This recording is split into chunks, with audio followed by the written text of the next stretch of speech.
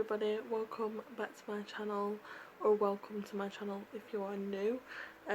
Today I am going to be filming the Moody Reader book tag. I was tagged to do this by Elizabeth from Time to Unbind, so thank you Elizabeth for tagging me. And yeah, let's just get straight into it. There's 11 questions. So the first question is, do you consider yourself a mood reader? My answer to this is yes, I do. I wasn't a big mood reader, but I feel like as I've gotten older, I can't just pick up anything anymore. I have to be in the mood for it. So yeah, recently I've been ignoring my TBRs a bit. So yeah, I would say I'm a mood reader now, but I wasn't. I didn't used to be. I used to be able to pick up anything whether I was in the mood or not.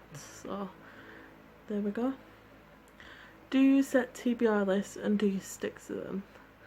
So yes, I do set TBRs. I do a TBR video every month.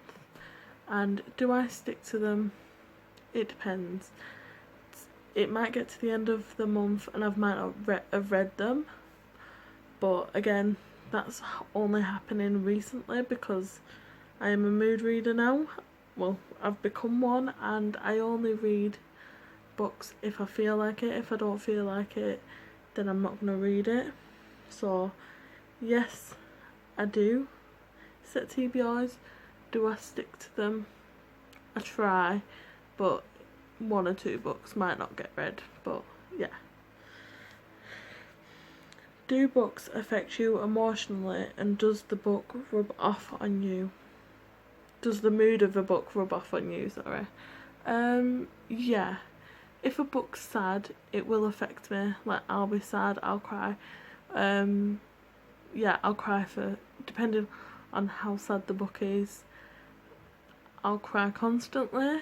One of the books I read, I literally cried the day after, and I don't know why. I just thought about the book and I started crying. So yes, books do affect me emotionally.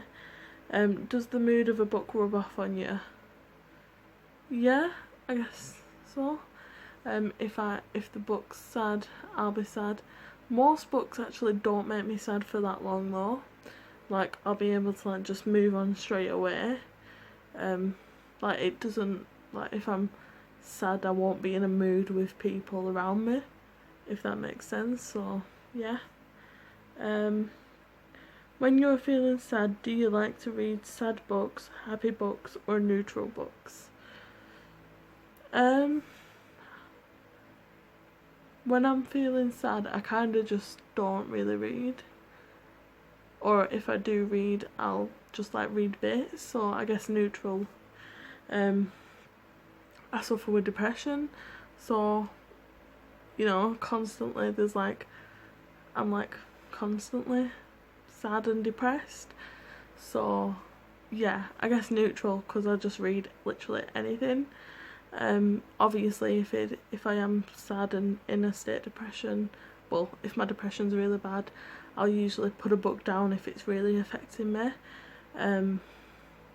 But yeah, so the answer to that is neutral books. 5. Most often, do you use reading to escape, to learn, or to critically reflect?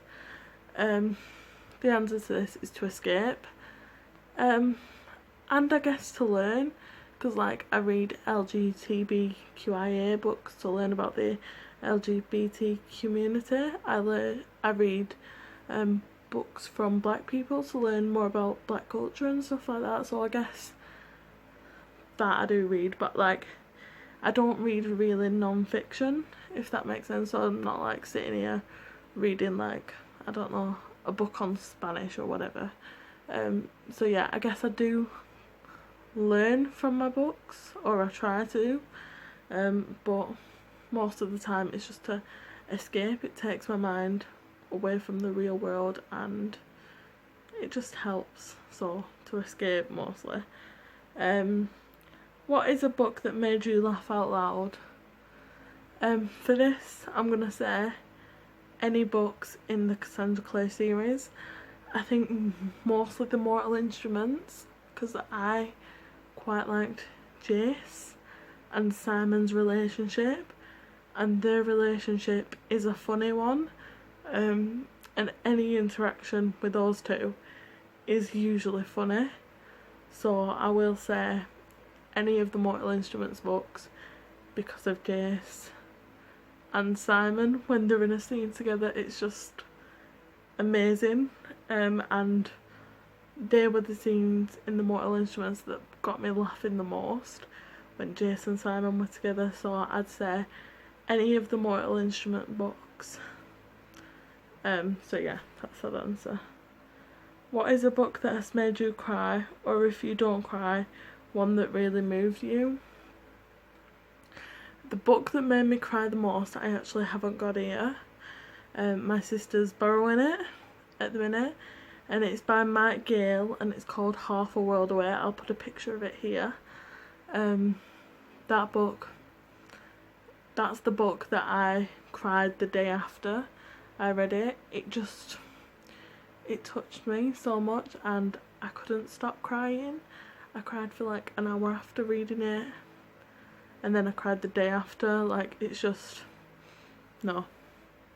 I don't know if I'd ever read that book again because of how sad it was, but it was also really brilliant. Well, yeah. It was sad, but it was a great book, and I wish I could read it again. But knowing that I'm going to be put through that emotion again, because I know I'm going to cry the same way. Yeah, so that's the book that's made me cry. And I usually always cry if it's a sad book. I'm really can't hold back my emotions. So if something sad happens in a book, I'm always crying. So yeah. What is a book that you didn't even know how you felt about? I don't think there is a book that I don't know how I felt about it. Yeah, I don't think I have a book. Usually I like a book or I hate a book. I'm just trying to think.